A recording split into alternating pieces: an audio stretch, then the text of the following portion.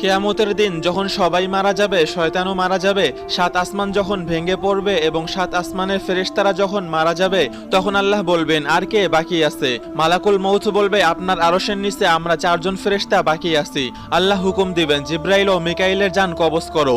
আল্লাহর আরশ তখন সুপারিশ করবে, জিব্রাইল ও মিকাইলকে বাঁচিয়ে নিন। আল্লাহ বলবেন, আরশের নিচে সবার জন্য মৃত্যু। আর তখন জিব্রাইল ও মিকাইলের মৃত্যু হবে। আল্লাহ তখন জিজ্ঞেস করবে, আর কে বাকি আছে? মালাকুল মউত বলবে, আমি আর ইসরাফিল বাকি আছি।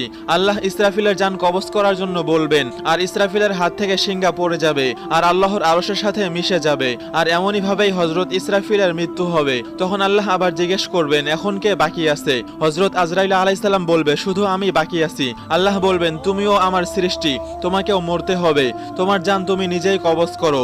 তখন হযরত আজরাইল আলাইহিস সালাম এমন এক চিৎকার দিয়ে নিজের জান কবজ করবে, যে চিৎকার কিয়ামতের সময়ও কেউ শুনবে না।